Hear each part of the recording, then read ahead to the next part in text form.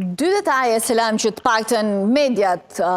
janë referuar gjatë që kur nisën negociatat apo që kur u biseduan në Xhedah mes Shteteve të Bashkuara dhe Ukrainës. E para është që Zaporizhia dhe pse një pjesë e saj ndodhet në pushtimin rus të mos preket, pra të mos negociohet, duke qenë se aty është dhe centrali bërthamor i mbetet Ukrainës. Nga ana tjetër, një lajm tjetër është që Shtetet e Bashkuara të njohin Krimen si territor rus, edhe këtë t'ja kërkojnë edhe Organizatës së Kombeve të Bashkuara. Pra, mund të mbyllet gjithçka duke njohur Krimen ndoshta, duke Zaporizhia duke mbetur Ukrainës dhe pjesa tjetër e 3 rajoneve ndoshta duke pasur një autoritet vetë qeverisës, as të njërës, as të tjetrës. Unë kam besuar deri në involvimin direkt të presidentit Trump që nuk do të ketë ndryshim kufish, pikërisht për shkak të asaj që ka qenë kriter botror që nga lufta e dytë botrore, nga rendi botror që është krijuar, që s'duhet ketë ndryshim të kufish me dhumë, por pas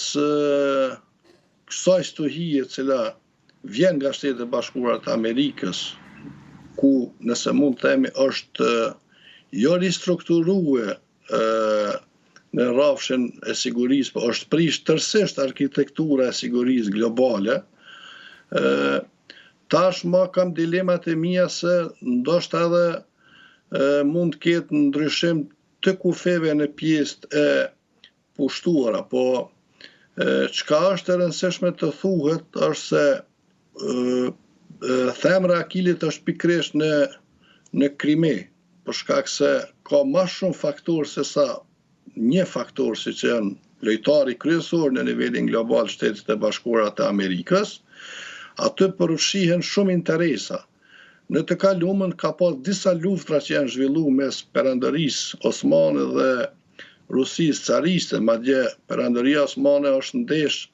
në 3 fronte vazhdimisht me Rusinë cariste dhe njëri prej fronteve ka qenë deti Zi, aty ku është pikërisht Krimea,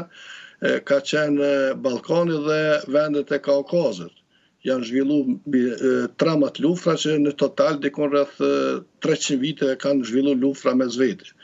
Por që është e rëndësishmja në kohën kur Perandëria Osmane humbi Krimen nga Rusia cariste, kishte një alarmim pa parë nga Londra zyrtare dhe nga Parisi zyrtar. Andaj mendoj që Krimea si njëra prej pikave strategjike në nivel global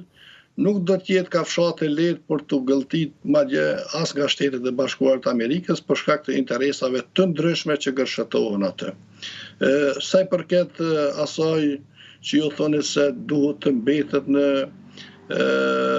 territorin e Ukrainës pikërisht për shkak të centralit bërthamor, mendoj që pala ukrainase në këtë pikë është e pa kompromis, pak para se të kyçu me ju lexova edhe një herë deklarimet e presidentit Zelenski, i njëjti thuaj se ka filluar sërish një pakënaqësi rreth procesit të negociatave, po ashtu kërkon që të përfshihet Ukraina në trezën e diskutimeve dhe ka një kërkesë thuajse e cila tashmë është ripërsërit që edhe Evropa duhet të jetë pjesë e këtyre negociatave, e ku në këto negociata që do të përfshihen evropianët, mendoj që njëra prej kritere ose prej kushteve do të jetë pikërisht Krimea, e cila është problematike me shekuj e shekuj. Mendon se edhe Putin e do një marrëveshje, një fund të luftës, tani është lodhur 3 vjet, jo vetëm në luftën e drejt për drejt, pra me humbjet e jetëve njerëzore, por nga ana tjetër është edhe nën sanksione, të cilat në 3 vjetorin e luftës në Ukrainë veç sa u shtuan me paketën e 16 nga Bashkimi Evropian, paketën më të madhe të sanksioneve nga Britania, Kanadaja po ashtu nga ana tjetër. Në njërin nga librat e ish sekretarit të shtetit, Henry Kissinger, thot, unë do duhet bëja diçka që ta nxjerrja vendin tim nga baltaku që ishte fut në Vietnam. Unë mendoj që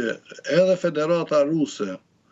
është shumë e interesuar për të dalë nga kjo luftë që për pikpamjen time është një baltak i cili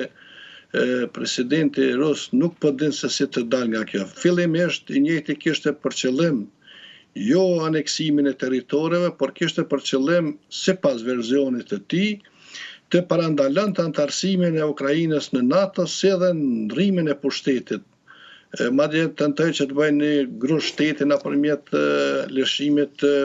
njësive komando parashutiste dite para në Ukrainë, ku ky operacion dështoi.